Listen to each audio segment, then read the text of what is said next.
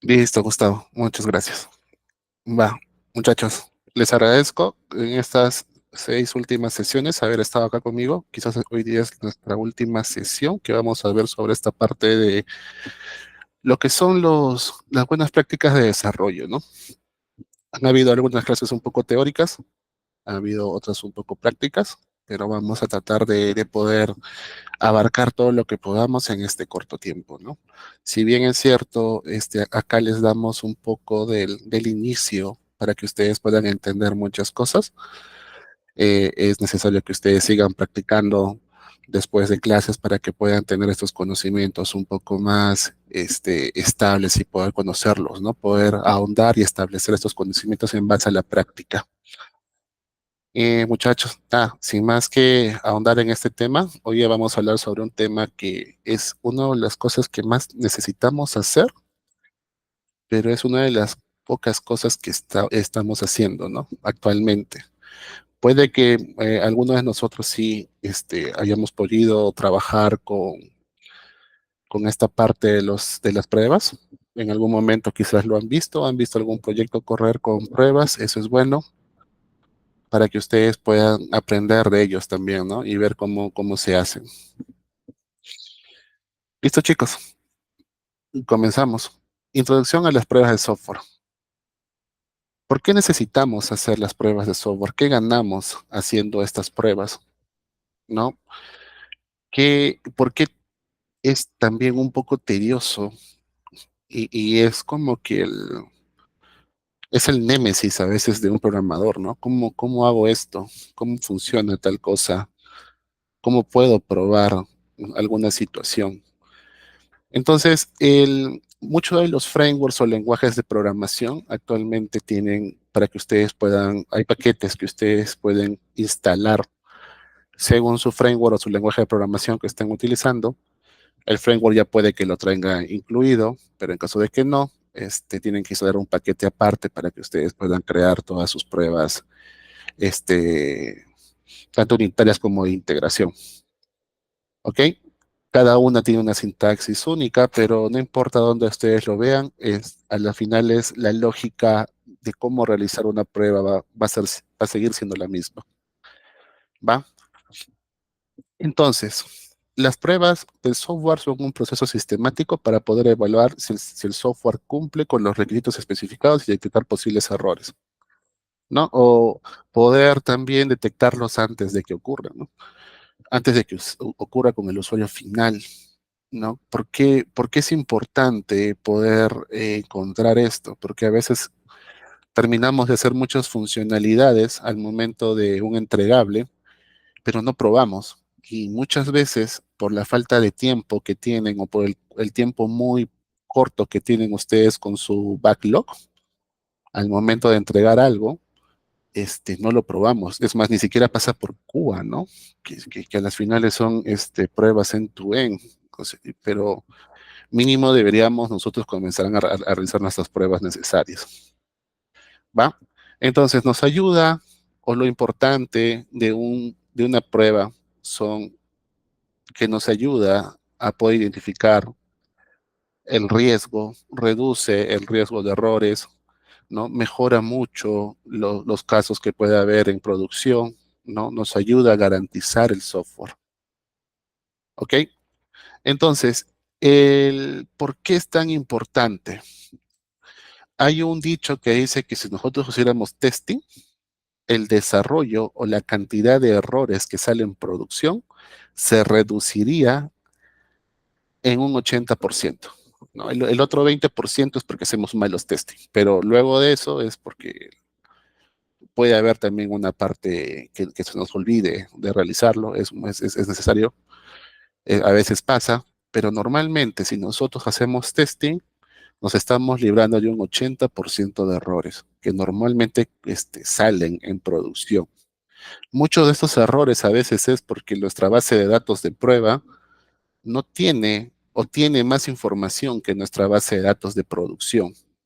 Y uno de los errores más comunes es que es la dependencia de datos. Por ejemplo, vamos a suponer que para crear un post nosotros necesitamos el user ID, pero en su base de datos de prueba que ustedes tienen, ustedes ya han creado X usuarios, ¿no? N usuarios, ¿no? Tienen 20, 30 usuarios de prueba con los que están ya integrando. Pasa que cuando ingresan a su plataforma de producción y el usuario ingresa a la parte de crear post y comienza a ver un tema de, voy a crear un post, ¿no? Y a veces indirectamente nosotros podemos poner dos cosas, o le mandamos un valor por defecto que no es lo adecuado, porque podríamos decir, ah, no, es que este usuario es el usuario administrador, cosas por el estilo, que podría ser que nosotros estemos asignando un usuario, creador o verificador por defecto, pero ese usuario no existe, pero el usuario ha podido ingresar a la interfaz de post. Al crear su post, coloca su título, su comentario, sube imágenes, N cosas más. El problema viene que cuando intenta guardar, sale un error. Y sale un error que si nosotros todavía seguimos con la configuración de back, sale un error un poco feo, donde sale todas las líneas de código que están saliendo. Y eso es alarmante para el usuario, ¿no? El usuario no entiende que podría ser que falte un dato importante de un preregistro previo para que eso pueda funcionar. Lo ideal es que eso lo comencemos a manejar desde el lado de front y desde el lado de web, perdón, de backend. No solamente nosotros los backend hacemos las pruebas, también existen pruebas para que los de front puedan realizarlo, ¿no? Los que usan React, perdón, los que usan Node usando React, ¿no? Usando Next, pueden usar Jest. Creo que ahora tienen algo diferente, no me acuerdo el nombre, pero antes miraba que usaban mucho Jest para poder realizar sus pruebas, ¿no? Y de esa manera ellos también pueden comenzar a verificar los servicios que están utilizando, ¿no? Si está llegando bien la data, si la estructura que están recibiendo es correcta. Entonces ellos también pueden realizar sus casos de prueba. Alguna vez, me acuerdo hace años, cuando postulé a alguna empresa del extranjero, ellos tenían un proceso un poco peculiar con respecto a algunos flujos de trabajo. No estábamos muy de acuerdo en muchas cosas, pero coincidíamos que era necesario realizar ciertas pruebas en algunas situaciones. Y una de sus preguntas un poco curiosas que nos mencionaron en ese momento a todos los que estábamos postulando es, supongamos que ustedes tienen que trabajar con un servicio, ¿ok? Pero ese servicio no está programado. ¿Cómo el programador front puede seguir trabajando sin tener ese servicio? Y acá les pregunto lo mismo a ustedes. Si vamos a suponer el programador front tiene que colocar y listar una lista de posts de publicaciones de un autor en específico y backend no ha trabajado porque aún sigue trabajando en otras integraciones que son necesarias y aún no ha llegado a ese punto, frontend puede seguir trabajando sin necesidad de que backend termine esa tarea o es necesario de que backend termine ese servicio para que frontend pueda empezar a trabajar. Les pregunto a ustedes, chicos, ¿ustedes qué harían? ¿Qué responderían en ese momento?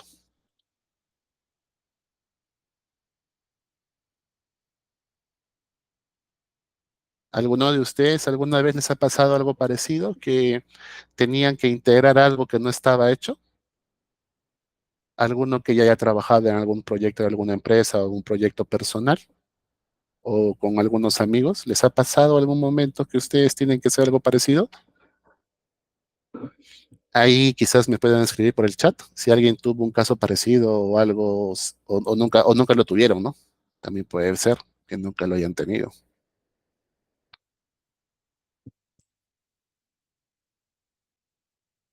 ¿Sí? Estamos un poco tímidos el día de hoy. Chicos, nada, en realidad, no tener el servicio no es un stopper para los de frontend. Chicos de frontend, si alguno de ustedes se quiere especializar en frontend, No es un stopper que ustedes no tengan el servicio. O sea, puede ser una excusa para que ustedes digan, oh, me voy a tomar unas horitas para descansar en lo que backend me libera, ¿no? O unos días y yo trabajo en otras cosas. Pero en realidad no es un stopper, porque si ustedes hicieran sus pruebas, ¿ok? Ustedes podrían moquear esos datos. O sea, con un mock, ustedes podrían emular ese servicio y comenzar a decir, ok, me va a llegar esta estructura. Entonces, ustedes antes dicen, oye, Back, me vas a mandar los posts, ¿me lo puedes mandar de esta manera? No lo tienes, ¿no? O sea, en realidad a veces Backend define la estructura, pero no lo tiene, entonces tú puedes definir ciertas cosas para que tú puedas seguir trabajando. Moqueas esos datos, haces tus pruebas, recibes una estructura, puede ser estática, y comienzas a verificar que todo funcione y de esa manera creas tu testing y luego de eso creas tu integración a ese servicio, porque ese servicio se va a llamar de alguna manera, ¿no? Entonces, no es un stopper para los frontend. El frontend puede trabajar moqueando los datos, puede definir esa integración y él puede seguir trabajando, ¿ok? De esa manera no va a haber problema. Ustedes han cumplido con su backlog de tarea de trabajo. Ustedes le han mandado la sugerencia a backend y backend comienza a trabajar sobre sus sugerencias. Puede haber cambios, ¿ok? No necesariamente eso va a ser perfecto, porque puede que en esta prueba hayan datos que necesitas recibir y no lo hayas contemplado porque por N motivos que quizás backend te puede decir, oye, este dato te lo necesito mandar por este motivo, ¿no?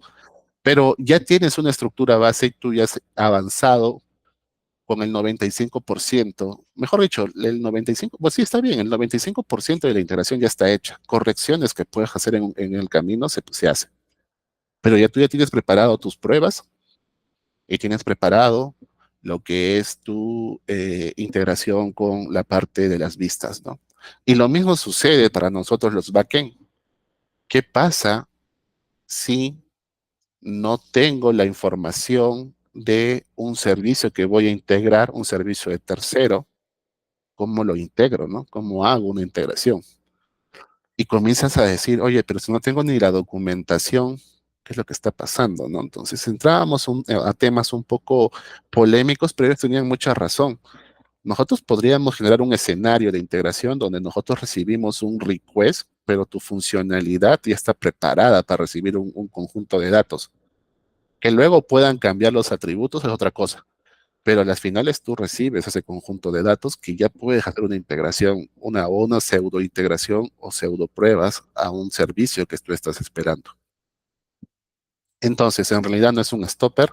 Nosotros moqueando los datos podemos emular ciertas cosas y nosotros podemos seguir trabajando, ¿no? Entonces, eran preguntas muy interesantes porque para ellos esa compañía era una compañía enviaba, hacía transacciones, era muy transaccional, ¿no? En ese tiempo yo estaba un poco incursionando en ese tiempo, ¿no? La verdad, no lo agarré, pero aprendí mucho de ese tipo de entrevistas, ¿no? Te das cuenta de qué cosas el mercado internacional necesita, cuáles son los casos quizás que nunca nos ha pasado, porque muchas veces trabajamos en empresas pequeñas que ese tipo de situaciones no pasa, no es muy común, pero en empresas mucho más grandes es bastante necesario realizarlos, porque de esa manera ellos están validando bueno, están reduciendo el riesgo hacia las integraciones cuando pasen en producción. Imagínate que cuando se nos actualiza nuestra app bancaria y hacemos una transacción de una nueva funcionalidad que están realizando ellos, que a veces se cae, obviamente, porque también son humanos los programadores, quizás no tenían muy contemplado los casos de prueba, los QAs, ¿no? O quizás no se programaron bien las pruebas, pasaron todos y hubo casos específicos y que no se llegaron a probar y se cae, ¿no? Es muy raro que eso pase en una entidad bancaria, pero es un 0,01% de que sucede. En algún momento ha pasado.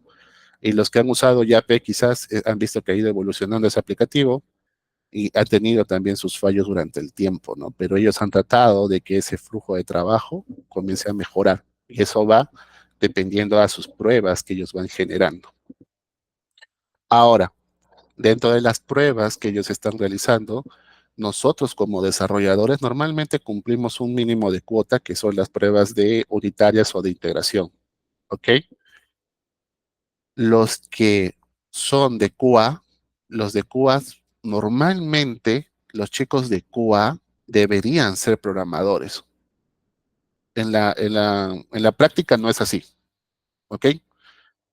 En la práctica, normalmente los QA son los que realizan ciertas pruebas en tu E, o sea, van, revisan las interfaces, ven que según el flujo de trabajo que ha definido el cliente y ciertas opciones funcione, y ahí se acabó.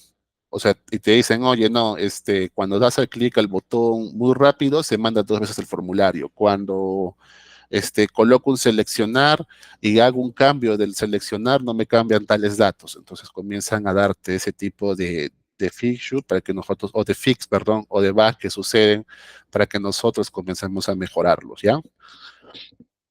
Pero en la teoría existe un grupito de QAs que comienzan en base al análisis que tiene el proyecto, ¿ok?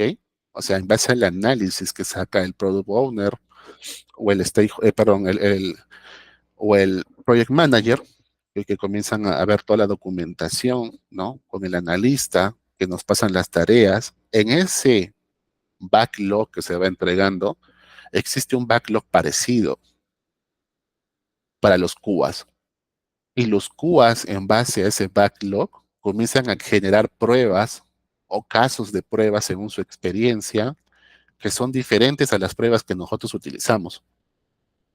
Entonces, al momento de nosotros lanzar nuestra tarea, nuestro feature, nuestra incidencia, lo que estamos solucionando, cuando hemos hablado la clase pasada de un continuous integration, ¿ok? Nosotros lanzamos, corremos por Jenkins o cualquier otra plataforma parecida para que nosotros corramos las pruebas. También en ese momento se meten las pruebas de ellos. ¿Y por qué es importante que estemos separados? Porque normalmente nosotros como desarrolladores intuitivamente hacemos los casos de usos correctos, o sea, con lo que sabemos que funciona o con lo que sabemos que falla, porque nosotros lo estamos programando. Por lo tanto, como estamos viendo siempre el caso ideal de ciertas situaciones, tenemos un cierto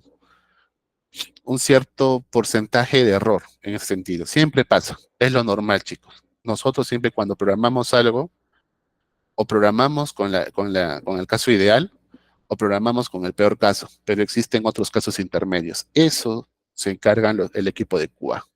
Son un equipo que está separado al desarrollo y en base a los casos y al análisis que han sacado, comienzan a crear otras pruebas diferentes que debería funcionar cuando nosotros lanzamos la integración. En la práctica no pasa. Quizás en empresas muy, muy grandes sucede eso porque ya son equipos mucho más especializados, la organización está mejor distribuida, pero en una pequeña y mediana empresa no va a pasar.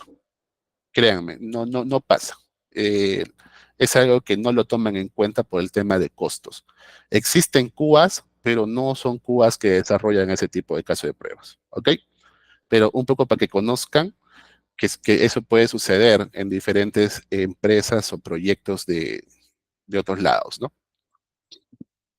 Normalmente, chicos, nosotros vamos a ver que siempre hablan sobre sus pruebas unitarias, ¿no? Siempre, siempre, siempre van a ser pruebas unitarias o pruebas de integración. Normalmente eso es con lo que nosotros funcionamos, ¿no? Entonces, las pruebas unitarias se enfocan directamente en funciones individuales, en métodos, ¿ok? Por ejemplo, acá estamos viendo y estamos probando si del controlador MatController, su función suma, ver si realmente el resultado es 5, ¿ok? Y nosotros o sea, creamos un objeto de MatController, le mandamos los parámetros que necesitamos y nosotros tenemos una expectativa, ¿no? Un spec del resultado que puede ser 5, es lo que nosotros esperamos, ¿no? O que será 5. Entonces, si este resultado nos devuelve 5, este caso de prueba pasó. ¿Ok? Entonces, nosotros estamos probando las funciones. Luego tenemos lo que son las pruebas de integración, ¿no? Acá se verifican durante diferentes módulos del sistema que trabajen bien juntos, ¿no? Acá tenemos que comprobar el acceso a la base de datos y la lógica de negocio interactúen correctamente al crear el usuario, ¿no? Entonces acá vemos si se puede crear un usuario en la base de datos. Acá estamos usando obviamente el ORM de Laravel para poder crear. Este factory me va a crear, es una funcionalidad que se programa, pero tú le dices qué tipo de datos vas a tener para que lo moques, ¿no? Y luego verificamos si ese dato en la tabla en específico existe para ver si se ha creado correctamente. Si eso no funciona, eh, te manda un error. ¿Ok? Entonces, por ejemplo, no les puedo mostrar el proyecto ahorita, pero en algún momento nos ha tocado a la empresa poder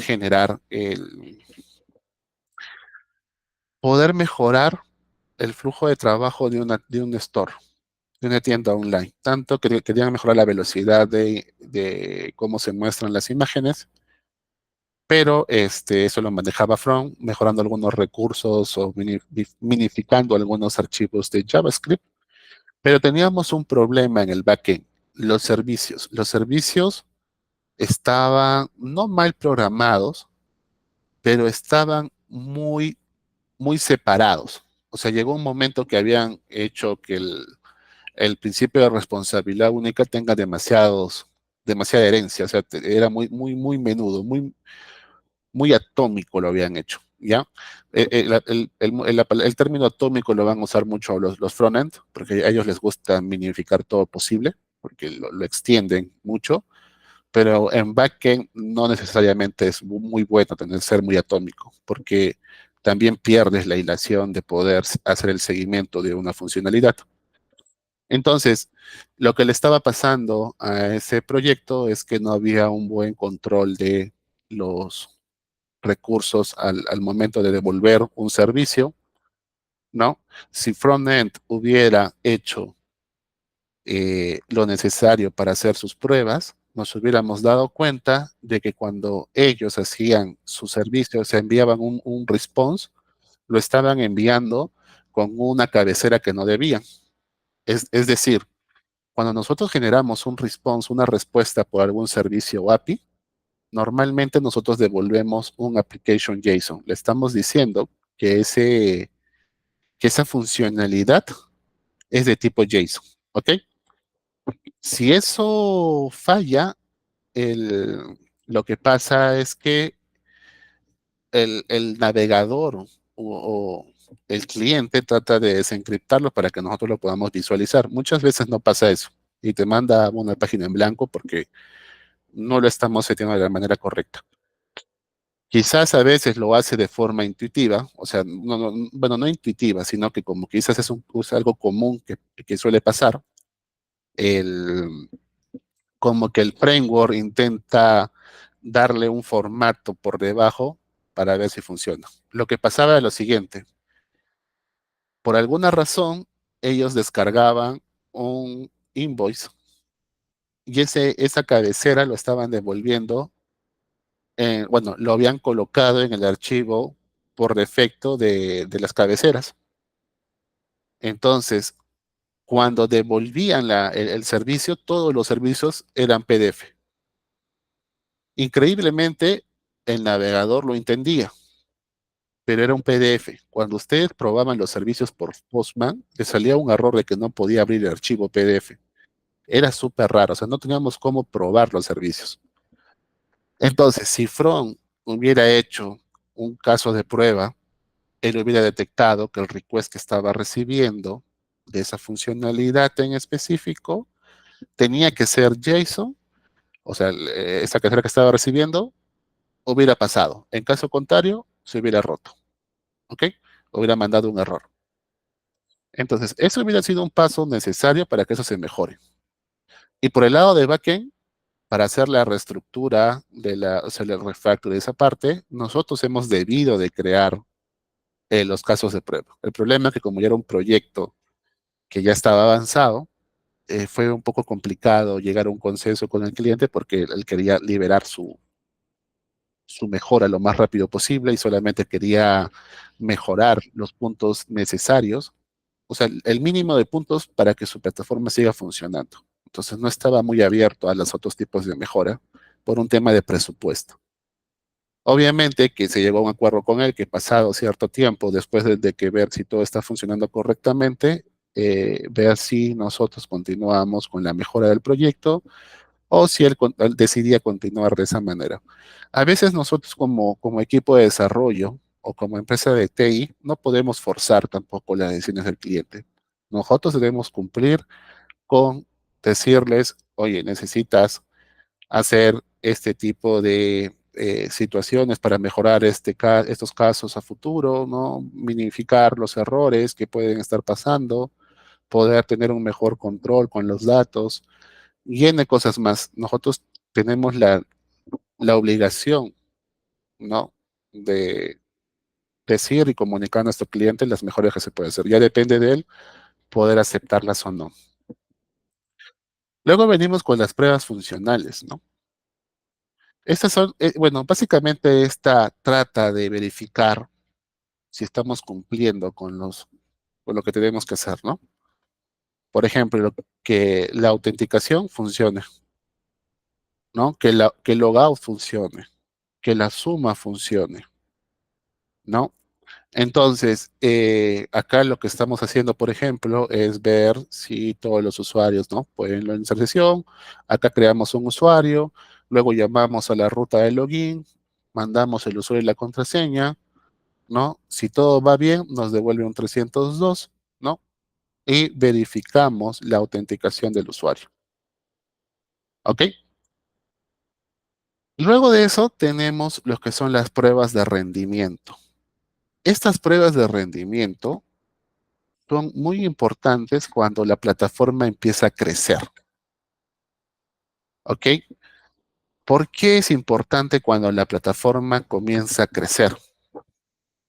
Porque nosotros necesitamos medir velocidad. Necesitamos medir que si bajo una prueba, o sea, si bajo estrés nuestra plataforma funciona. ¿Y a qué llamamos estrés? ¿No? Nosotros agarramos y estresamos a la plataforma. Actualmente muchos de las pruebas de estrés que tenemos se puede trabajar bajo los recursos del servidor porque vamos a suponer que ustedes tienen un pequeño proyecto que normalmente lo visitan unas 100 personas al mes, ¿va?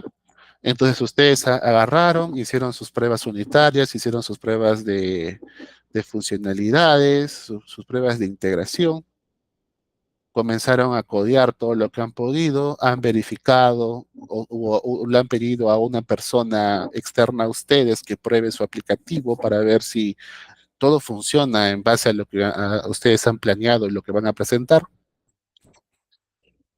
Y lanzan su aplicación porque todo funciona bien. Para 100 personas al mes no hubo problemas. Su plataforma, su proyecto se comienza a ser muy conocido con el tiempo y ahora, después de un año, ya no tienes 100 personas al mes, tienes 1000 personas al mes, ¿no? Ustedes agarran y dicen, no, la plataforma funciona de manera correcta y en ese momento dicen, agarremos y hagamos más publicidad por las redes sociales, contratemos un community manager, hagamos un marketing digital para poder exponer nuestro servicio que está funcionando muy bonito. Y ya no tienes, en base a 3, 6 meses que van pasando, ya no tienes 1000 usuarios al mes, tienes 10.000 usuarios al mes, 50.000 usuarios al mes. ¿Qué pasa? Comienzan a sentir que la plataforma ya no rinde igual, se pone un poco lento, ¿no? En algunos momentos, ya tus respuestas hacia la base de datos comienzan a ser más lentas. Entonces, lo primero que dicen es, no, entonces ya comencé a crecer, necesito optimizar procesos, ¿no? Entonces, lo que vienen es, el mantenimiento que nosotros hacemos en la plataforma, ¿no? Comenzamos a mejorar los recursos, los procesos, las consultas, las librerías, N cosas más, ¿no? Que está dentro del mantenimiento. Refactorizamos código que podamos, mejoramos un poquito la velocidad, ¿no? Encontramos que estamos usando en algunas consultas un lazy loading y en vez de usar un eager loading, y N cosas más. Entonces agarramos y mejoramos todo lo que podamos. Bacán, con los 10.000 a 50.000 usuarios funciona al mes. Siguen creciendo, siguen creciendo. Y en ese momento ustedes se dan cuenta que ya su servidor no da más. Necesitan más memoria RAM, necesitan más espacio en disco y agarran y si están en un servidor tradicional, que normalmente todos alquilamos, le aumentan y pasan al siguiente plan. Antes pagabas, digamos, $6, ahora pago $40, ¿no? Hay otros planes intermedios, pero el de 40 me va mejor porque tengo 8 gigas de RAM, un disco sólido, 4 procesadores. Ojo, a veces nosotros vemos que 8 gigas de RAM puede ser poco, pero en un servidor se maneja algunos recursos diferentes a nuestra máquina personal, ¿va? Pero de todas maneras sigue siendo limitado por la cantidad de uso que usamos actualmente, ¿no? Entonces, en ese momento, ustedes vieron que los 10.000 y 50.000 usuarios ya funciona de maravilla. Tenían un pequeño latencia, pero con lo que ingresaron ya no pasa nada. Hacen mayor fuerza de marketing, pero ocurre algo interesante. El segundo año, ustedes tienen 10.000 visitas diarias. Pueden tener 1.000 clics por segundo, 1.000 clics por minuto. Ustedes comienzan a ver que eso existe y su plataforma se cae. Ustedes ya no tienen más que más optimizar. Su plataforma se cae, ¿no? El servidor ya no resiste tantas peticiones por segundo. Entonces, en ese momento, si nosotros antes digamos, cuando vimos que teníamos un crecimiento y la plataforma estaba apuntando a seguir creciendo, superar los 50.000 usuarios, nosotros hemos debido comenzar a hacer las pruebas de rendimiento, pruebas hacia el servidor, hacia nuestro sistema, para poder tomar la mejor decisión al momento de ver cómo va a ser nuestra nueva arquitectura. No está mal trabajar con un sistema monolito. Muchas veces trabajar con un sistema monolito, que es un sistema, es lo que ustedes normalmente conocen como actualmente como sus productos MVC, que tienen al modelo vista controlador, donde tienen en un mismo proyecto las vistas, la conexión a la base de datos y la lógica de negocio, ¿no? Que son los controladores, las funcionalidades. No está mal tener un sistema monolito, pero lo que tenemos que hacer ahora es en base a las estadísticas de nuestras pruebas de rendimiento, sabemos de que tenemos que tomar ciertas acciones. Por lo tanto, si antes tu sistema no usaba la mejora de poder usar muchos procesadores, lo mejoras. Actualmente, si ustedes dicen PHP no lo tiene, ¿no? Efectivamente, PHP solamente es según cómo el procesador mande a dónde hacer tu tarea, ¿no? A diferencia de Python, Java, C++, creo que Node también ya maneja mejor los servidores. Laravel, bueno, PHP no se quiere quedar atrás y sacó una cosa loca llamada Optane, que todavía está en pruebas, pero a diferencia de los otros lenguajes está un poco atrasados, ¿no? Pero de esa manera ustedes van mejorando los recursos, pero haciendo de todas maneras ese tipo de separación de más distribuido, ¿no? Todavía falta algo más, el servidor, porque por más que tengas 4, 6, 8 núcleos, también tiene una limitante. Es por eso que se cambia el pensamiento de crecimiento vertical a crecimiento horizontal, ¿no? Entonces, esas decisiones para poder ver qué es lo que nosotros hacemos o cómo solucionamos algo van previo a eso son las pruebas. Entonces, no, voy a hacer un crecimiento horizontal donde mi base de datos tiene que ser pasado a otro servidor. Me conecto por un RDS, un endpoint hacia otra base de datos que puede ser Google Cloud, Amazon, DigitalOcean, N servidores que están especializados en tener bases de datos y los pueden hacer sus bases de datos espejos y ustedes se conectan a eso. O sea, ustedes se olvidan de esa configuración. Obviamente tiene un costo, pero es costo-beneficio al mantenimiento de sus servicios.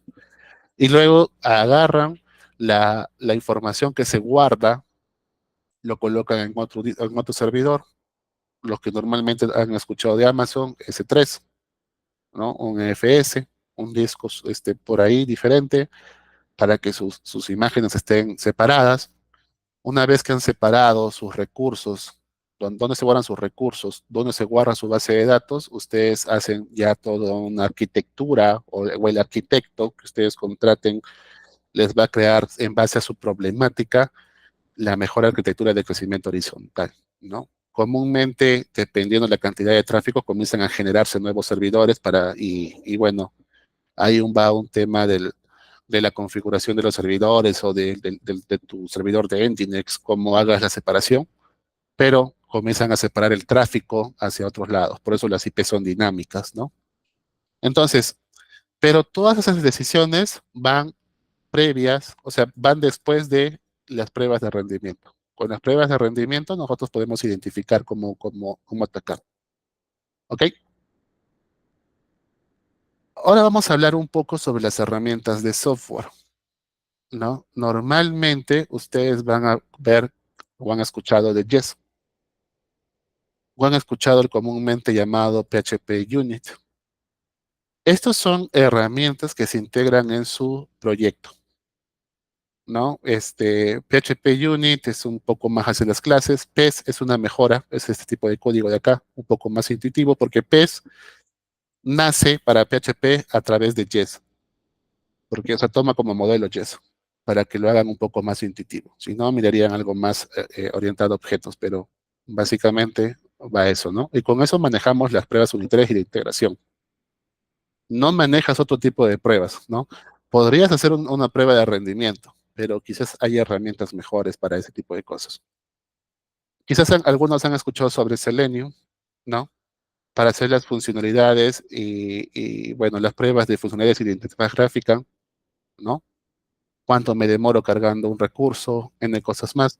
Particularmente yo no he hecho este tipo de pruebas porque eso lo manejaron más los frontend, pero los que tienen que hacer esta rama, ahí les doy un dato, Selenium, normalmente van a escuchar más de Selenium, DAS que es propio de PHP, ¿no? Pero Selenium se adapta a otros proyectos para que lo tienen ahí. Hay que instalar ciertas cosas para que funcione en el browser. No, acá viene esta parte interesante que son los mock, ¿no? Quédense con esto porque Mockery es una librería de PHP, pero mock es otra librería un poco más genérica donde ustedes pueden hacer las pruebas de simulación de servicios. Es justo lo que les decía. Cuando nosotros moqueamos los datos, cuando tratamos de emular un servicio, ¿cómo lo manejamos? ¿Cuál es la solución a eso? ¿No? Acá tienen la respuesta. Y bueno, en Postman ustedes también pueden hacer sus diferentes tipos de casos de prueba. Postman, si bien es cierto, es una herramienta un poco complicada, pero actualmente ya tiene muchas cosas para que ustedes puedan seguir probando, porque también puedes generar script de prueba que le llaman los pre-script o los post-script para que ustedes puedan seguir probando si está funcionando o no su recurso, pueden ver, mandar, moquear datos para hacer el envío hacia la información fake que necesitan mandar a sus servicios. Y hay cosas más, ¿no? Parte de eso, chicos, nosotros utilizamos las pruebas automatizadas. Las pruebas automatizadas van dentro del Continuous Deployment, Continuous Integration, lo que hablamos la clase pasada. ¿Ok? Básicamente, nosotros, cuando generamos las pruebas, corremos cierto comando para que se generen manualmente. Y en base a eso, nosotros comenzamos a enviar o recibimos las respuestas de error y sabemos si podemos deployar o no, ¿no? ¿Por qué hacemos esto? Y hemos hablado la clase pasada. Muchas de las partes o muchas de las veces nosotros decimos que el, por ejemplo, decimos que funciona en mi local. Esa es la respuesta muy común que damos, ¿no? No, pero funciona en mi local, no funciona en el servidor. Y como les explicaba, el servidor, por tener otros tipos de recursos, quizás mucho más limitados, porque nosotros en los servidores no podemos tener los servicios tan abiertos como lo tenemos en nuestras máquinas locales. Tenemos que proteger algunos servicios por temas de seguridad.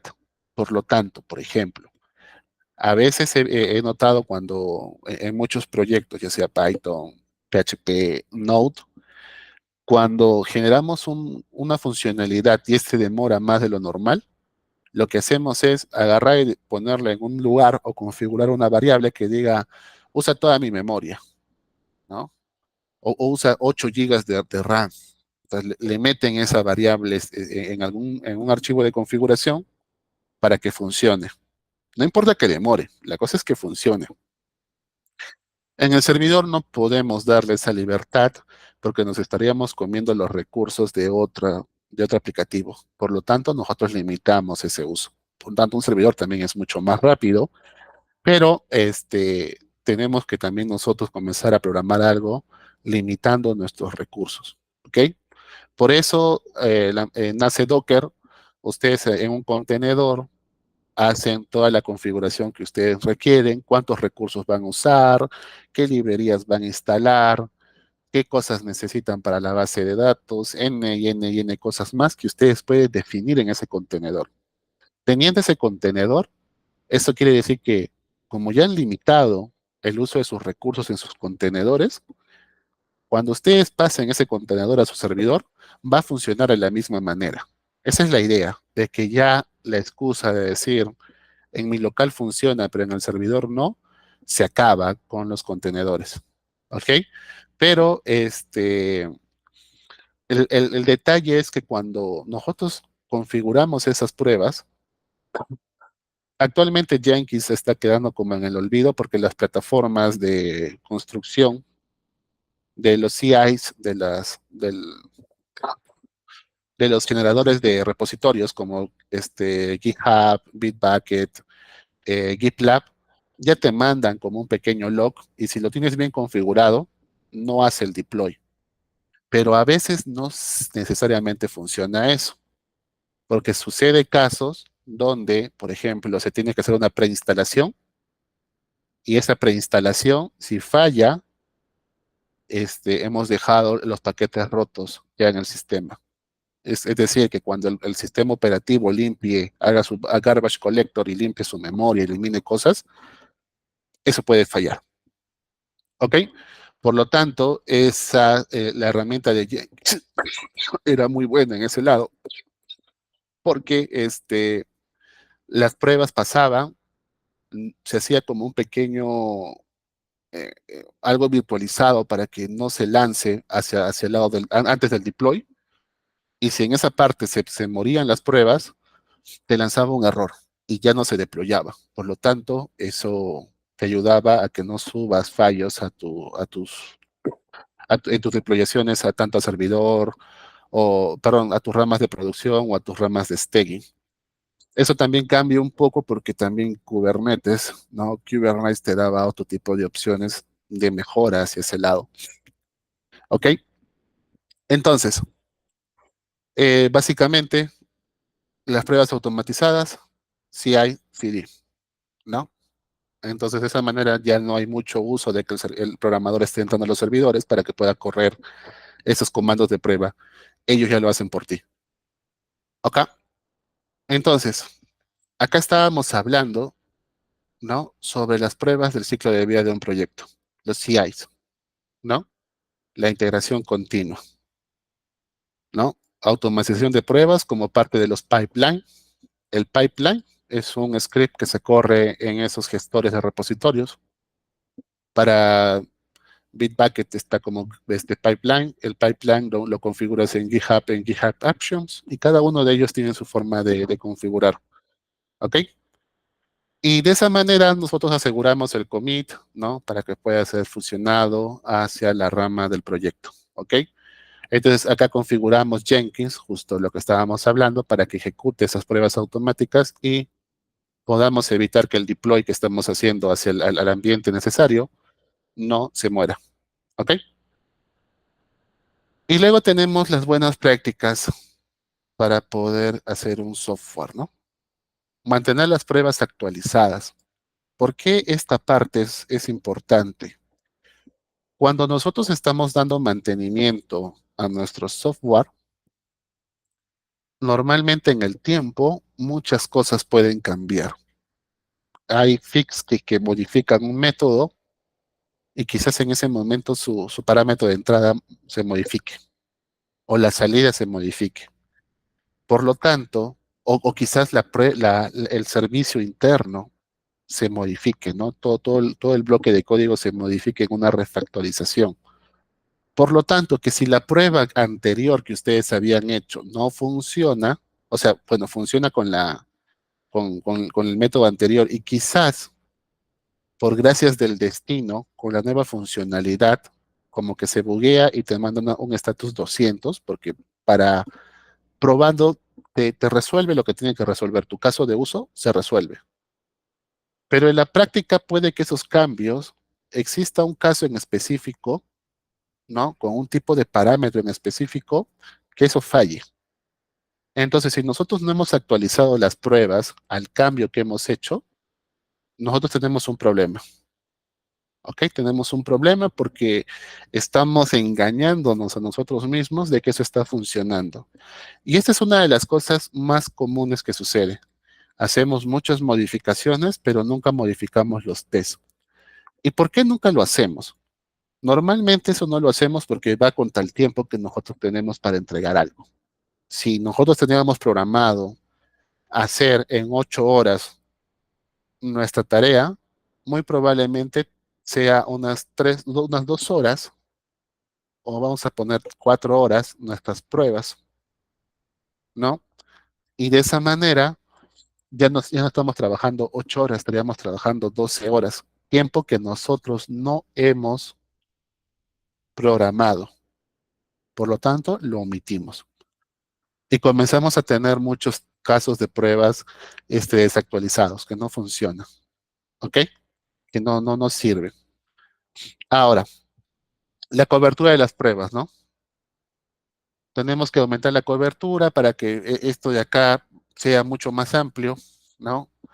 Las pruebas unitarias, las funcionalidades puedan tener el mayor caso de uso con todas las métodos que hemos generado, con todos los tipos de integraciones que hemos generado, no solamente unos específicos, porque a veces creamos una, dos o tres pruebas, pero no de todos lo que hemos programado, sino de los que nosotros creemos que es necesario.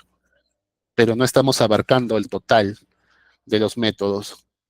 ¿Ok? La automatización, ¿no? Para incluir la mayor cantidad de pruebas posibles, reducir los errores y también reducir pues el tiempo de poder ejecutarlas. ¿Ok? Ahora chicos, acá les voy a colocar un poco las referencias. Les he colocado las referencias de Jest, ¿ok? El de PES, el de Selenium, el de DAX, el que es de Laravel, ¿no? El moqueo, y acá está el mock de testing. Y cada uno de ellos les va a dar un poco de información de cómo se trabaja las pruebas en un lugar en específico. Las pruebas son muy amplias, va a depender del formato en que ustedes estén trabajando, del lenguaje de programación que ustedes estén usando, pero todos, si ustedes aprenden la lógica básica, van a saber cómo podemos realizar. Ahora, yo en la tarde no me alcanzó el tiempo, pero estuve levantando un pequeño proyecto para hacer algunas pruebas. Ahí he colocado algunas, ahora lo vamos a revisar. Pero normalmente cuando nosotros programamos, muchachos, nos dicen mucho que nosotros trabajemos con el TDD, ¿no? Esto lo voy a mencionar porque es una de las metodologías que se usa, pero así como ellas existen muchas. ¿no? Existe el TDD, existe el BDD, ¿no? El BDD va en base a las incidencias que van sacando, el TDD va en base a que primero programo los testing, o primero programo los tests y luego programo las funcionalidades, ¿no? Y cada uno tiene un formato. Chicos, hasta acá, ¿tienen alguna duda con respecto a lo que estoy hablando? Quizás algún dato que deseen repasar.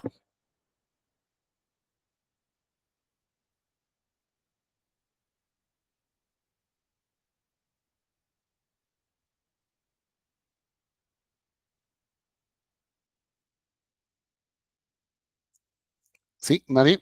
Ok. Listo, chicos. Entonces, muchachos, las pruebas son parte fundamental de lo que nosotros tenemos que hacer. Siempre tenemos que tener las pruebas lo más detalladas posibles, porque muchos nos van a decir que parte de las pruebas es parte de la documentación del proyecto. Si nosotros hiciéramos prueba, cuando viene una persona a nuestro proyecto y este proyecto no está documentado como se debe, lo primero que va a buscar son las pruebas, porque de esas pruebas él va a comenzar a ver cada una de las funcionalidades de que qué ingresa, qué sale y qué se espera tener. Y le da una pequeña noción de cómo es la funcionalidad de su proyecto. Entonces, traten de hacerse un pequeño hábito de las pruebas. ¿Ok? Entonces, chicos, yéndonos a la parte práctica, ¿ok? Denme un momento, estoy acá.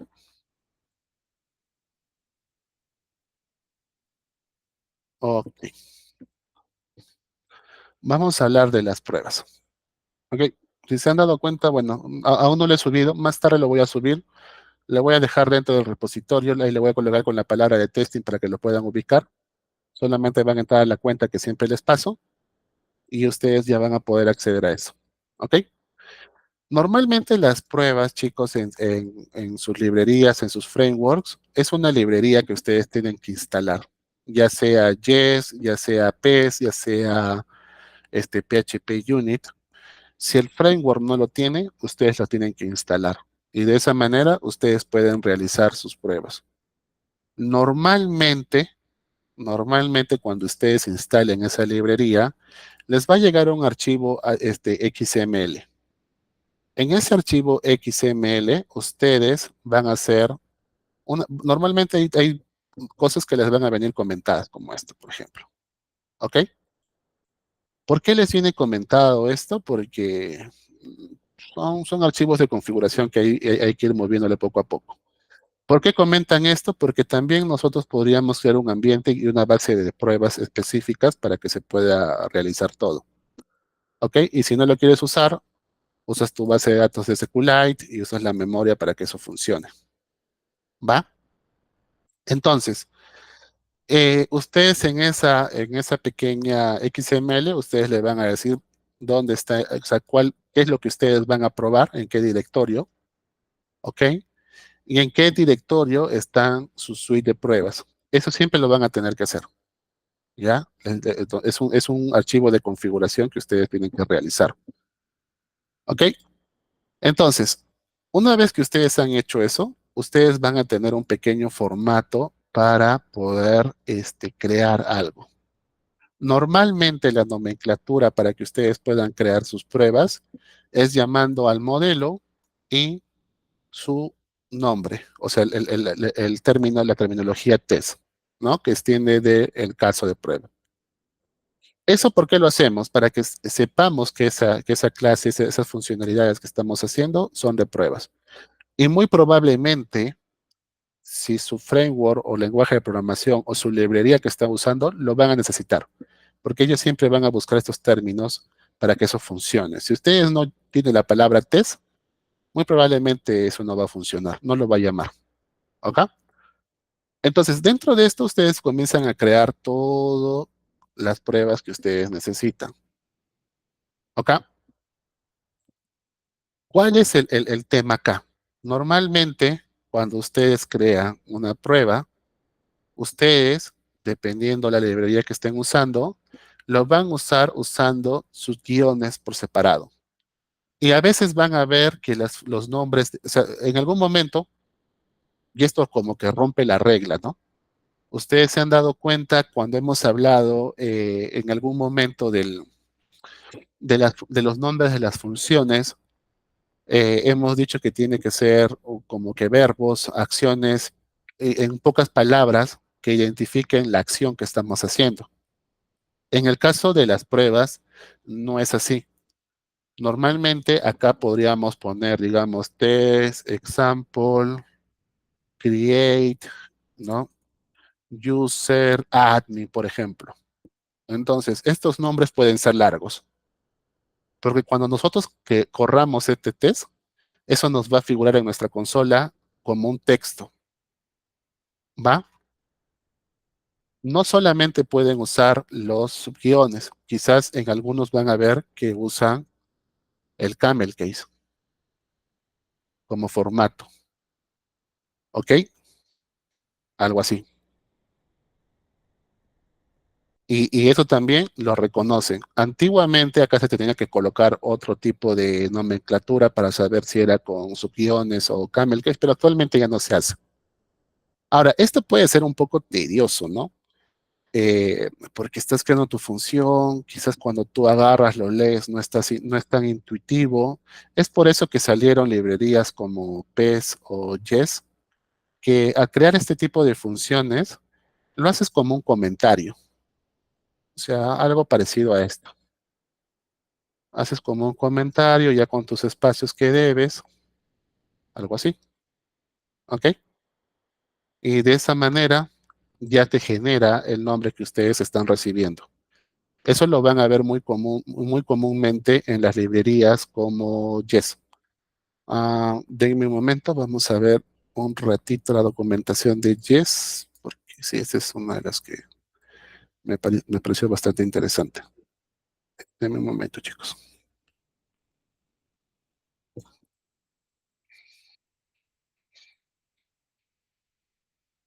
Ok, lo que estábamos hablando. Generalmente ustedes lo que van a hacer es instalar esa librería que ustedes hacen. Muchas veces y se recomienda que los casos de prueba se hagan en los ambientes de desarrollo, no en producción. ¿Por qué? Ese sería como un dato particular a lo que nosotros estamos desarrollando. Pueden hacer hasta en los ambientes de staging, pero no en producción, porque a veces eso también genera un cierto tipo de vulnerabilidad. Si es que nos atacan, pueden ver cierta parte del código que no deberían. Y también son procesos al momento de hacer el deploy que pueden ralentizar algo. En teoría, pasando las diferentes etapas de desarrollo y staging, donde estamos probando ciertas cosas, pasar a producción debe ser de manera limpia. ¿Por qué? Y acá vamos un poco a la forma de cómo estructuramos muchas veces nuestros proyectos. ¿Ok? Normalmente cuando estructuramos nuestros proyectos, nosotros les comenté que tenemos dos ramas, dos ambientes, el desarrollo y de producción. Normalmente desarrollo, donde nosotros comencemos a meter mano y malogramos todo lo que debemos malograr, y producción, donde el usuario comienza a interactuar con la plataforma e ingresa la información que necesita. Pero ya una información real. Muy probablemente esté registrando usuarios reales. Muy probablemente esté haciendo una compra real. Muy probablemente esté haciendo una cotización real. Por lo tanto, nosotros no podemos meter nuestros testes en el ambiente de producción, porque nosotros necesitamos deployar algo limpio. Entonces, si bien es cierto, cuando nosotros trabajamos en la rama de desarrollo, pueden haber errores y muchos de los errores se basan en que los casos de prueba no están actualizados, los casos de prueba no han sido generados correctamente y aparte de eso tenemos data ya preinstalada o preguardada donde ciertas funcionalidades nos da la noción de que eso está funcionando de manera correcta. A razón de eso es que nace una segunda rama, que es la de staging, un segundo ambiente, que es staging.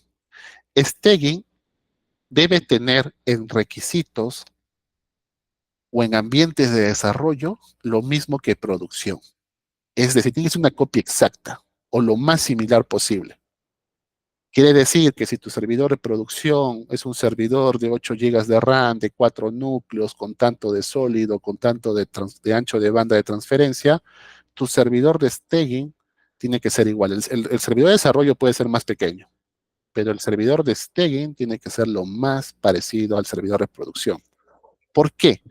Porque cuando nosotros deployemos staging, va a ser staging es un ambiente de pruebas casi real.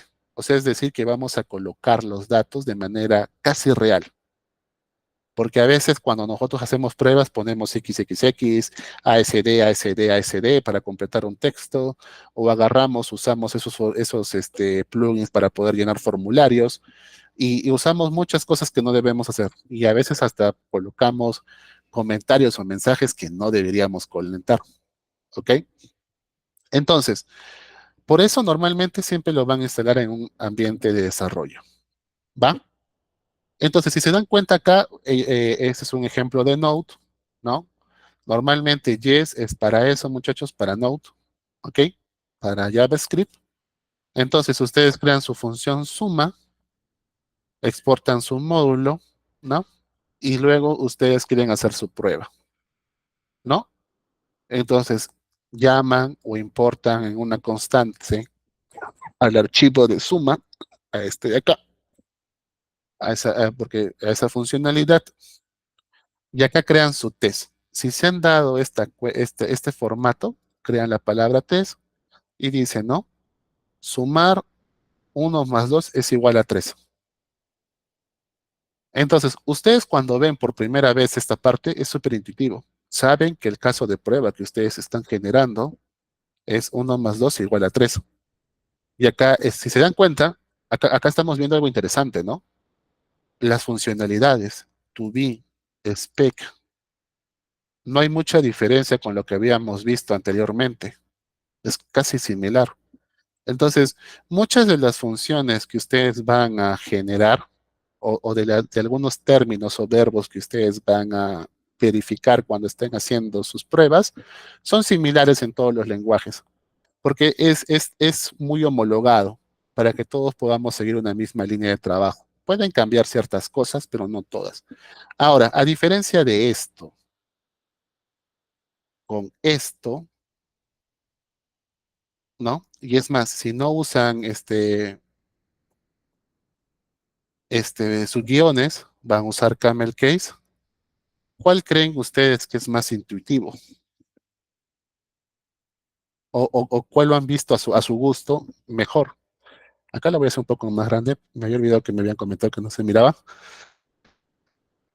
¿Cuál de estos ustedes ven que es mejor?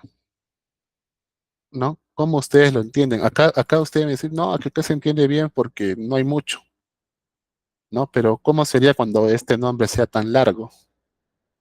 Entonces, todo ese tipo de cosas, chicos, nos hace que, es por eso que para PHP en específico nace PES, ¿no? Porque PES tiene mucho de la lógica de Jest, nace por Jest, porque es mucho más intuitivo, es una forma de verlo, mucho más bonita para poder generar nuestras pruebas. Entonces, cada uno de ellos tiene un formato para que ustedes puedan verlo. Les pasé la documentación que ustedes tienen que revisar porque este tema de las pruebas, chicos, no lo van a encontrar mucho. No hay muchos tutoriales en internet. Existen algunos en inglés, pero si su inglés es un poco básico o intermedio, lo van a entender a medias, ¿ok? Normalmente los canales en YouTube o los cursos de Udemy son bastante buenos los de inglés, pero si no estamos muy familiarizados con el idioma, también se vuelve un poco aburrido escuchar algo que no entendemos, ¿no? O no lo entendemos al 100% y es algo que lo solemos evitar. Entonces, no hay mejor forma de aprender testing con la documentación oficial de esas páginas. Es lo mejor que ustedes pueden entender. Normalmente todos aprendemos testing con la documentación de la librería que estamos usando. Y hasta ahorita una de las documentaciones más bonitas que he visto es la de Yes y también la de PES. Déjenme ver si encuentro la de PES, porque se van a dar cuenta que son muy similares. ¿Ok? Ah, creo que es este. Déjenme ver.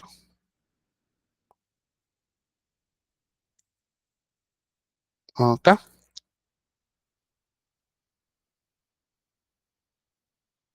Mire, acá igual nos dice, ¿no? Que es un framework de PHP, ¿no?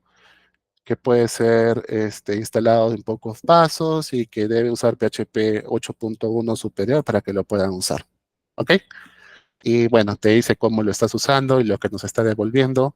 Y si se dan cuenta, la documentación que nos está integrando PES es muy similar o bastante parecida a la que nos está generando lo que es Yes. Ahora, acá si se dan cuenta, acá estamos usando throws, estamos usando exceptions, ¿no? Son formas de que nosotros podemos generar ciertas cosas, ¿no? O podemos verificar ciertas cosas con las excepciones y poder devolver ciertas información que nosotros queremos para los servicios APIs, por ejemplo. ¿Ok?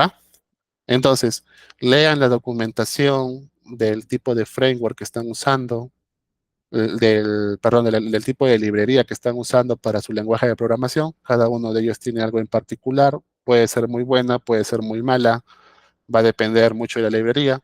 Les recomiendo que usen la más popular y la que esté mejor documentada, porque es la que les va a enseñar más, chicos. Como les digo, no hay mucha información en Internet sobre pruebas, y si las hay, es información en otro idioma, ¿no? Y a veces van a encontrar información de los hindús, y su inglés de ellos es un poco raro. Pero este es un poco para que veamos lo que está funcionando acá. ¿Ok? Entonces, chicos, ¿qué es lo que estamos haciendo acá? Normalmente cuando nosotros estamos trabajando con TDD, lo ideal es que nosotros comencemos a crear acá nuestras pruebas. ¿Ok? En estas pruebas nosotros podemos decir qué información es la que vamos a recibir, qué funcionalidades vamos a tener para que podamos verificar algo. ¿Ok? Por ejemplo, estos son los casos de prueba de test. ¿Va? Entonces, déjenme ver si les puedo compartir mi terminal. A ver.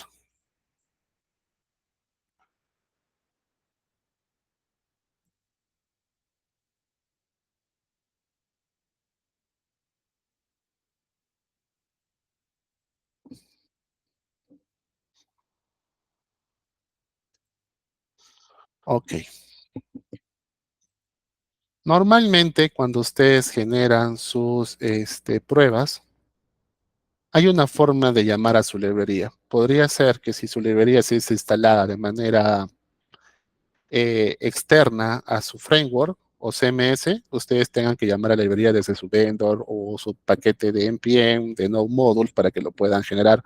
Normalmente en Node, ustedes dentro de sus scripts que ustedes crean, hacen la forma del llamado con un alias. Ahorita no me acuerdo, pero tiene un nombre específico, Node, para que lo llamen a esa sección. Para que me entiendan mejor, es algo como esto. En su package JSON, ustedes tienen estos scripts acá. Entonces, ustedes acá pueden decirle cómo van a generar y a qué lugar llamar, cuál va a ser el comando para que ustedes puedan hacer el llamado a sus tests. ¿Ok? Eso es lo que funciona con JavaScript, para que el que quizás nunca ha programado en esa parte, lo hacen desde acá, lo configuran acá. Así como PHP tiene su composer, y acá nosotros podemos crear ciertos comandos que también se llama script. Si se han dado cuenta, todos mantenemos el mismo formato. La única manera son algunas cosas que cambian, pero acá nosotros llamamos a estos, por ejemplo, ¿no? Después de cargar, haz un autoload down y llama a este script, ¿no? Y ejecuta este comando según tu versión de PHP. Entonces, lo mismo ustedes pueden hacer con JavaScript. Y me imagino, hace muchos años he dejado de programar en Python con Django, pero imagino que también puede ser algo parecido en su librería que ellos tienen. ¿Ok? Entonces, esto es para que lo tengan como referencia. Entonces, normalmente cuando ustedes hacen su TDD, Ustedes van a crear acá el nombre de su método, su función, según como lo quieran identificar. Le van a decir qué es lo que quieren obtener y ver si qué tipo de mensaje o de estatus estamos devolviendo. Por ejemplo, acá estamos diciendo si tenemos acceso a la página de login. Entonces, normalmente cuando ustedes hacen sus pruebas, o sea, usan TDD, ustedes lo primero que hacen son este tipo de pruebas. ¿Puedo entrar a la ruta raíz? Sí o no. ¿Puedo ingresar a la vista que estoy construyendo? Sí. ¿Por qué? Porque como primero generamos las pruebas, muy probablemente no exista la ruta, ni siquiera existe la funcionalidad. Por ejemplo, algo corto.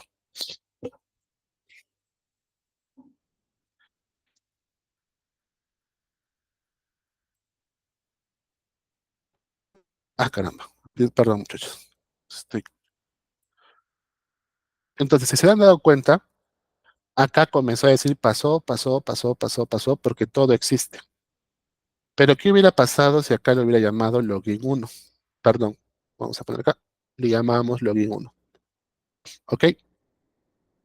Si nosotros corremos las pruebas, nos va a salir un error, ¿no? Login puede ser renderizado, no, ¿no? Tenemos una falla que el login no puede ser renderizado porque estamos esperando un status code 200, ¿ok? Pero estamos recibiendo 404, ¿ya? Entonces, acá tenemos otro detallito. Si en algún momento les dije que existe, era HTTP CAT. Ustedes pueden ver de forma un poco más dinámica estas cortillas de errores. Lo han hecho para hacer como un pequeño resumen de los tipos de errores con sus mensajitos, para que ustedes puedan ver qué es lo que hace. ¿Va? Obviamente, si quieren tener más información, vayan a internet, pongan qué significa este error, 404 not found, y te va a decir que, bueno, no encuentra el recurso que estamos haciendo. Entonces, por ejemplo, ¿qué pasa si yo acá me voy a mis archivos de ruta, ok? Y le digo que, vamos a poner un ejemplo nomás acá, que esta ruta raíz, voy a crear dos, ¿ya? Ahora se va a llamar login, ¿ok? Entonces, voy a hacer un comando algo diferente.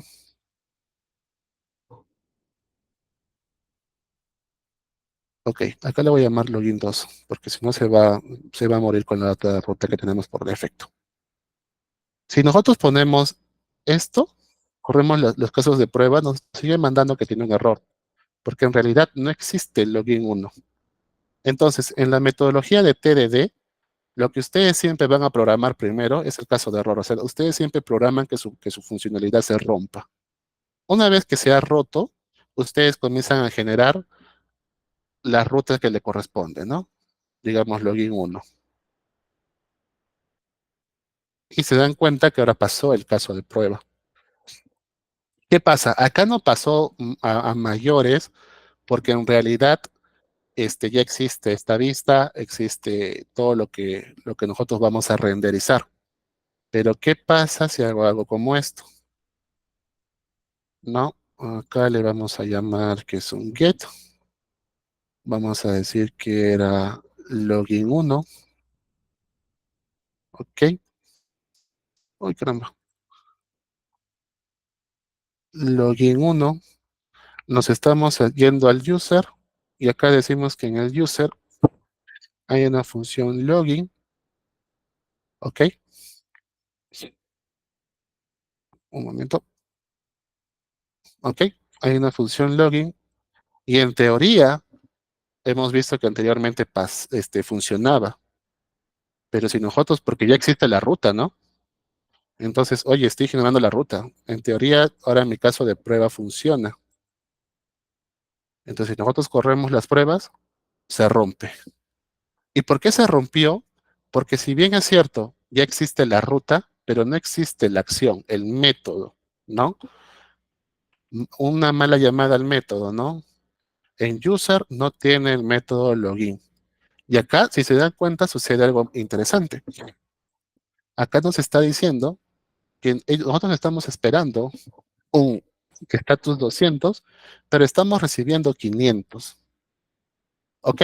Entonces, ¿qué es lo siguiente que ustedes van a hacer, chicos, cuando pase esto de acá, ¿no? En los ejemplos que estamos viendo, como si fuera la parte de TDD. Ustedes se van a ir a su user controller, van a venir acá, van a decir, ok, voy a crear mi public function, ¿no? Login, que va a recibir un request, ok, de mi dollar request, ok, si estamos recibiendo los temas de los formularios.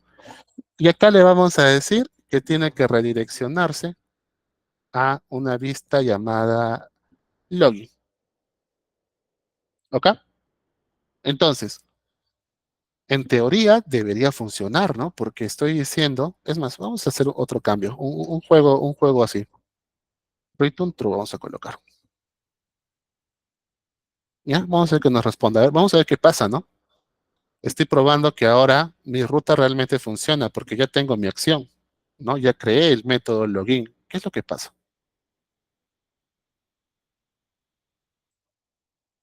Y pasó porque lo que está pasando es que ya creé mi método, pero estoy retornando un positivo, o sea, un booleano, un verdadero. Por lo tanto, estoy cumpliendo con lo que me está pidiendo mi TDD, pero en realidad eso es erróneo, ¿no? Porque me falta probar algo más. Me falta decirle que yo no devuelvo un true. Lo que yo devuelvo es que me tiene que mandarme a una vista en particular. Entonces, si yo vuelvo a correr mi test, me sale otro error, ¿no? Y ahora acá dice, ¿no? Que test, fixture, user test, ¿no? Para probar el rendering. Si se dan cuenta acá, acá está, es lo que les dije del nombre. Me faltó aclarar esta parte. Cuando ustedes usan el backspace o usan el camel case, les va a renderizar de esta manera. O sea, les manda como un mensaje. Eso es lo que ustedes leen en su parte de sus ejemplos. ¿Ok? Entonces nos está diciendo que está esperando un status 200, pero está recibiendo 500, ¿no? Y acá nos está diciendo que la ruta login no sea definida, bueno, no, que falta la URL no está bien generada y te comienza a dar N tipos de errores. ¿Por qué no? Que acá dice que la ruta users.login no existe. ¿Por qué?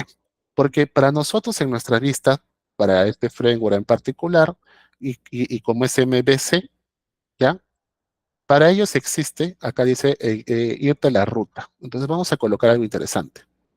Irme a la ruta. ¿Qué es la ruta para ellos?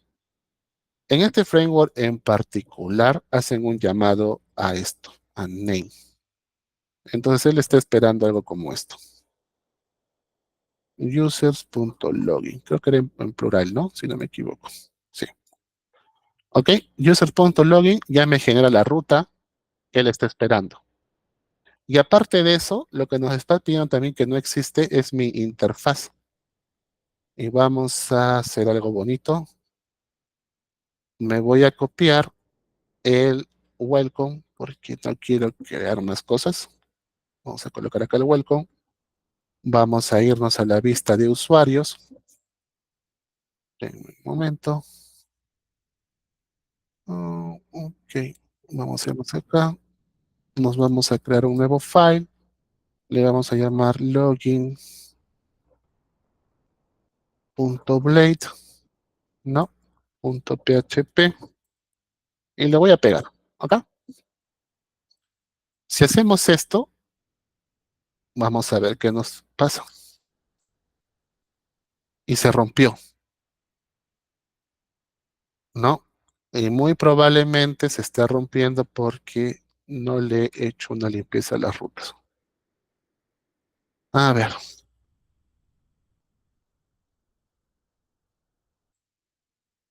Ujú. Vamos a irnos al user controller. Ok, acá le estamos redirigiendo a la ruta. Tengo el index. Tengo el login. He escrito mal login. No está bien. Debería pasar. Ok, vamos a hacer algo diferente. Vamos a devolver nuestra ruta. Vamos a devolverle a la vista que tiene que ser login y nada más. A ver. Y pasó. ¿Ok? Lo que pasaba es que acá estaba devolviendo una ruta que era inexistente para lo que estaba pasando. ¿Ok? Y si se han dado cuenta, chicos, acá ya estamos viendo cómo funciona TDD. Esa es la idea de TDD. Ustedes primero comienzan a hacer sus pruebas. En base a las pruebas que ustedes van corriendo, van haciendo las correcciones necesarias y van realizando su funcionalidad. ¿Alguna consulta hasta acá, muchachos, con respecto a lo que estamos viendo?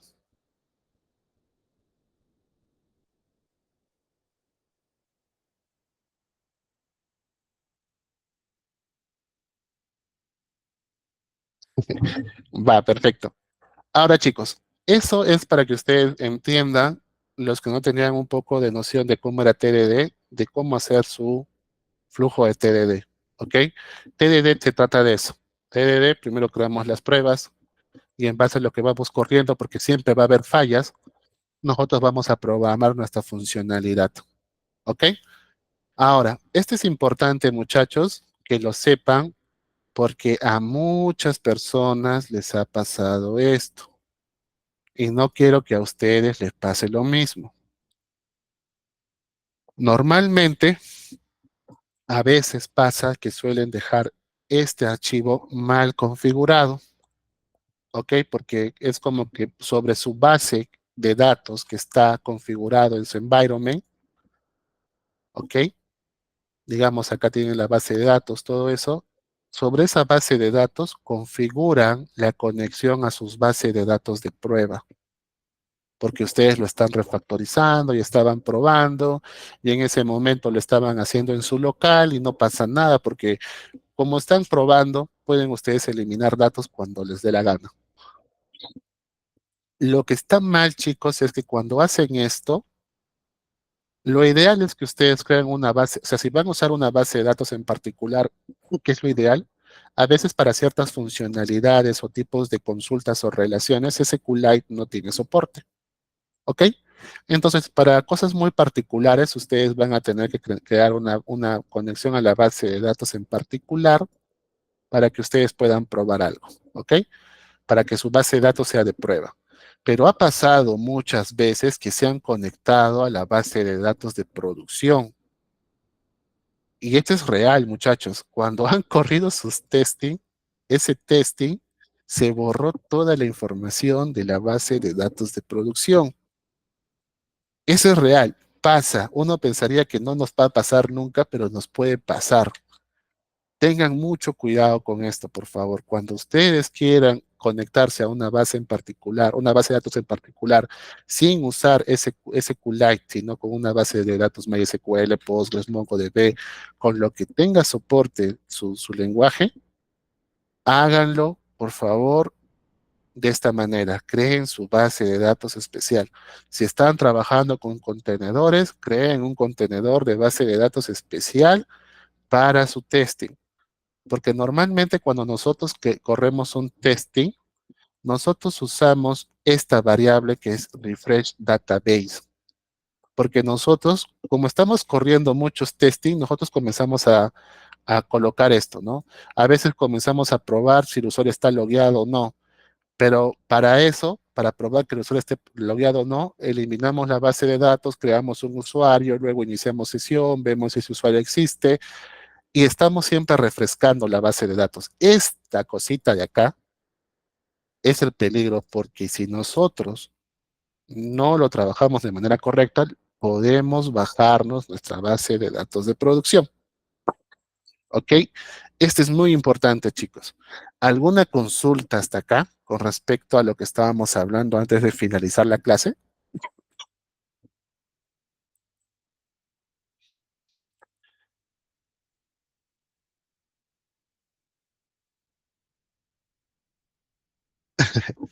Ok, va.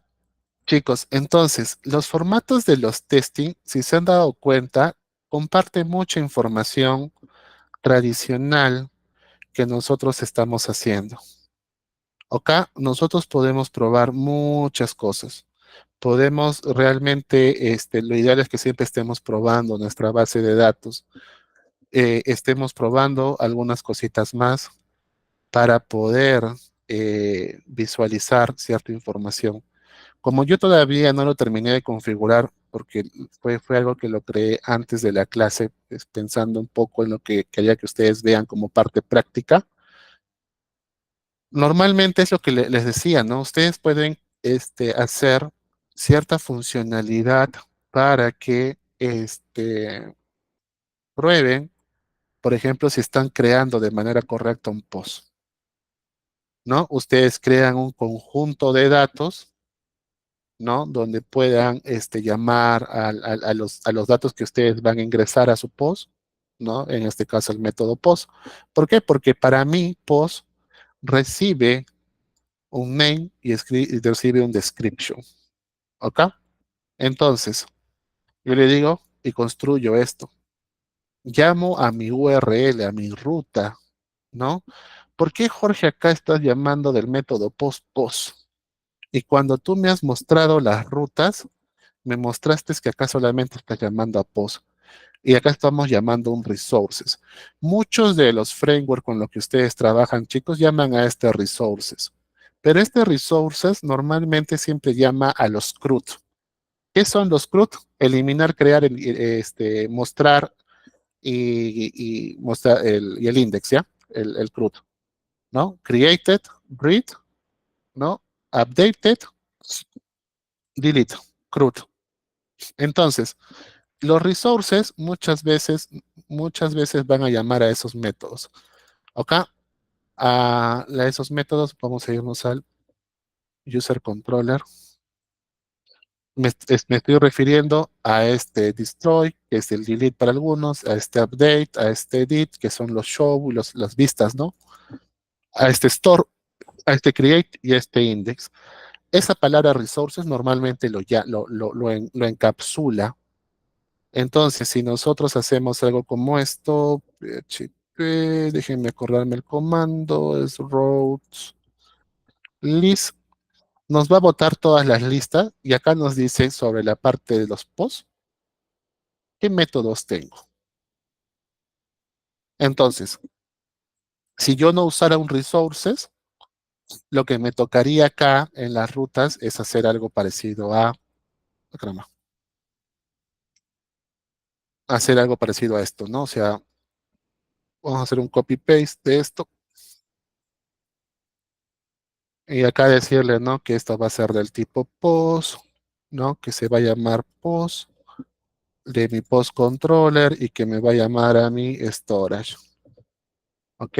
Y que este de acá, no, perdón, este es un storage es la función era store y acá se va a llamar post.storage, ¿ok?